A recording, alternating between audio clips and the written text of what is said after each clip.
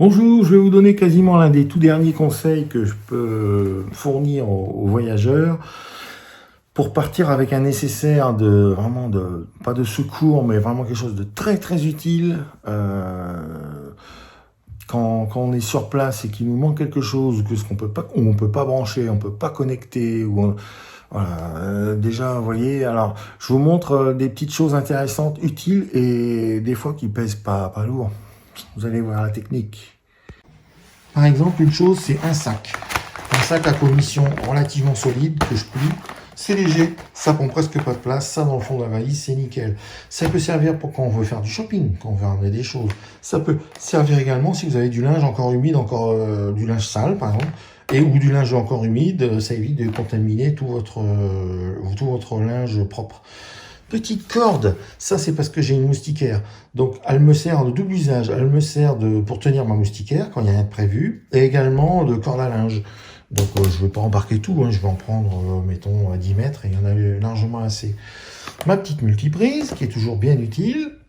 En parlant d'électrique, c'est bien d'avoir un ensemble complet avec toutes les sortes de prises que l'on peut adapter, que vous allez retrouver dans tous les autres pays, que ce soit des... Vous voyez, les connecteurs sont pas du tout pareils. Donc si vous arrivez avec votre prise comme ça, c'est terminé, vous êtes cuit, vous pouvez pas le brancher nulle part. Avec ça, ça permet de pouvoir brancher, de connecter au moins une multiprise, et à partir de votre multiprise, là, vous pouvez brancher ce que vous voulez. Je prends beaucoup de prises à USB, j'en embarque 3, parce que j'en ai besoin quasiment de 2 tout le temps pour les recharges, avec des câbles pour les recharges de mes appareils. C'est important, parce que si vous avez qu'un câble et pour charger 2 ou 3 trucs, vous n'allez pas vous en sortir, c'est pas possible. Surtout que c'est des malins maintenant. Quand en général, ce sont des chambres avec qui s'ouvrent avec des cartes. Donc vous mettez votre carte, schlac, voilà, la porte s'ouvre. Vous laissez votre carte dans un système juste après la porte pour pouvoir allumer toute votre chambre. Mais quand vous sortez, que vous retirez votre carte, ça coupe le courant partout. C'est des malins. Donc ce que vous étiez en train de charger, par exemple, vous mettez en charge votre appareil photo, vos batteries, tout ça. Dès que vous sortez de votre chambre, vous retirez la carte, ping, vous fermez la porte, mais en fait, vous ne savez pas que tout est coupé et ça ne charge que dalle. Donc vous allez manger, vous faites la soirée, vous revenez, merde, mon appareil photo n'est pas chargé. Ah, catastrophe. Donc l'histoire, c'est de se munir d'une espèce de carte carton bidon, ou une espèce de vieille carte, même un bande magnétique, c'est bon, ça passe, voire même une petite plaque métallique pour insérer dans le système, schlac, et ça va, le système va comprendre. Ça c'est pour à l'intérieur de votre chambre. Le système il va croire que vous êtes dans la chambre. Donc ça permet de garder le courant tout le temps dans la chambre. Donc vous pouvez aller manger tranquillement et vos matériels rechargent tranquillement pendant ce temps-là. Petite combine, mais c'est tout bête. Ça prend pas de place, ça pèse rien, mais c'est bien utile. Ça c'est mon pèse-bagages électronique muni d'un crochet. Donc à la fin du voyage, chaque valise, soute ou cabine, vous les pesez pour vérifier que ça ne dépasse pas le maximum qui est de la compagnie aérienne. Sinon, vous tapez des frais supplémentaires de surcharge, comme ils disent. Je rajoute également tout le temps avec moi une sangle supplémentaire pour ma valise, parce que du coup, ça me fait 3 sangles pour ma valise. Parce que j'ai vu énormément de valises qui étaient ouvertes, qui étaient peut-être fouillées, mais qui étaient mal refermées. Donc elles étaient à moitié ouvertes sur le tapis. C'est sympa, vous pouvez perdre toutes vos affaires sur le tapis roulant, c'est super. Donc je laisse ma valise ouverte, je la ferme plus à clé. Comme ça, ils peuvent aller fouiller dedans, pas de problème.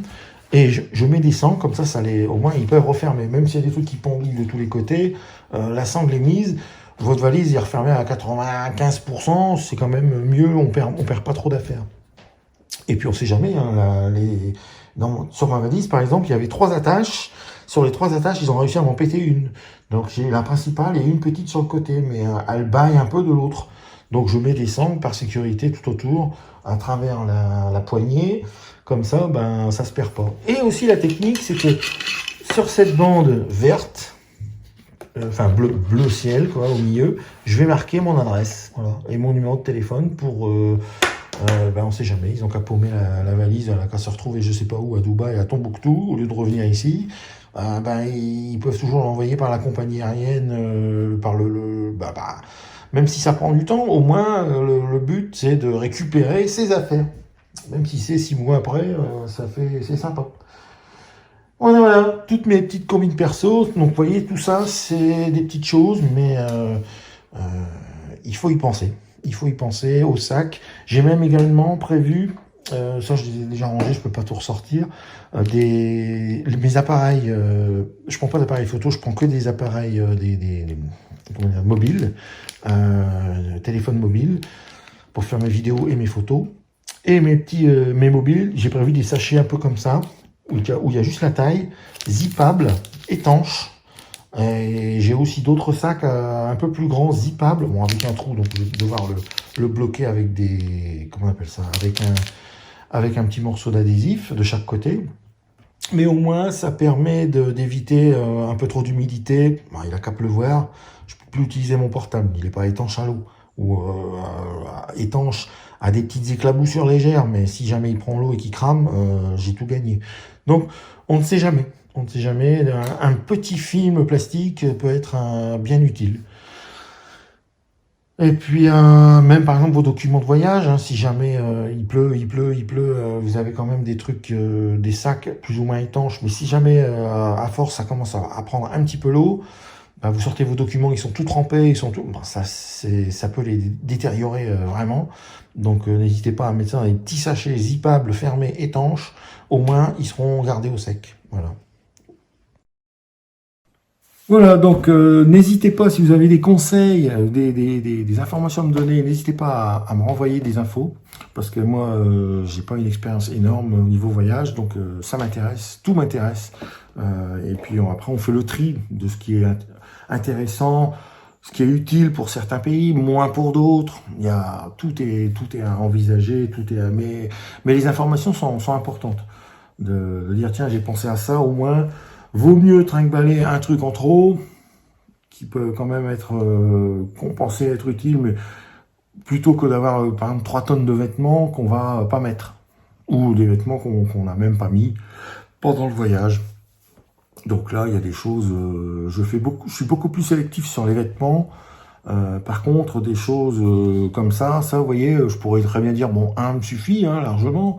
Ah ouais, ben, quand vous avez tout à charger en même temps le soir, en arrivant, tout est à sec, tout est vide, faut recharger toutes les batteries, et il n'y en a que quelques heures, ben, il n'y a pas, hein, je vais pas me réveiller en pleine nuit, on branche autre chose, 3 heures après drink, ça y est, hop, c'est chargé, on branche autre chose, on s'en sort pas, on dort plus, là, ou alors, c'est la cata. Donc, prendre 2 petits bidules, 2 petits trucs comme ça, ça prend pas de place, hein, et puis en une fois, tout est fait, on est tranquille, paf, peinard.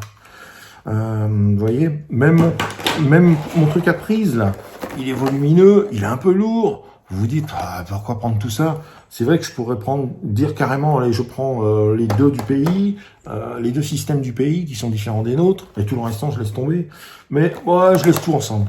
Je pars avec tout ensemble parce qu'on a des surprises. Hein. On a encore des fois on tombe sur des standards, des trucs. On peut pas, ça rentre pas. Ou il faut courir à la réception pour dire, vous avez pas un adaptateur machin. Ça m'est arrivé par exemple sur mon dernier camping. Je suis arrivé avec mon câble. Eh merde, je m'en doutais. Il fallait un espèce de gros connecteur bleu là de sécurité pour les trucs extérieurs. Oh, j'ai dit putain, j'ai pas ça. Je suis allé au camping et ils m'ont dit non, attendez, on en a dans le tiroir justement des petits trucs longs comme ça quoi, mais avec cette extension de prise là. Et puis vous arrivez à un truc normal, clac, standard. On vous dit ah punaise, heureusement qu'ils ont ça parce que s'il faut courir dans je sais pas où, un bricomarché, truc muche quelque part on connaît pas où c'est, on sait pas où c'est, pour en trouver, c'est pas évident quoi. Donc on peut pas quand même perdre une journée pour une malheureuse prise. Donc, vous voyez, ce truc-là, il m'a servi énormément au niveau des prises. Voilà, des petites combines qui prennent pas trop de place, pas de volume. Vous voyez, tout l'ensemble ça prend même pas je pense, au niveau... Et puis même, par exemple, ça, si c'est lourd, vous dites, ouah, c'est lourd ce truc, mettre ça dans pèse-bagages qui va servir qu'une fois ou deux là, pour le retour. Veste fourre-tout. Comme on revient toujours à cette fameuse veste. Hop, veste fourre-tout. Et ça, à l'aéroport, c'est pas pesé. C'est gratuit. Voilà, donc n'hésitez pas. Tous les prises, là, les machins, hop, dans une de pocket. Et comme ça, personne ne vous embête. C'est nickel, ça passe gratos. C'est bien. La technique. C'est la faille. La faille des compagnies aériennes, c'est les poches. On peut mettre tout sauf du liquide. Voilà. Donc, voilà les derniers petits conseils. N'hésitez pas à remonter des infos. Et puis, je vous remercie d'avoir visionné ça.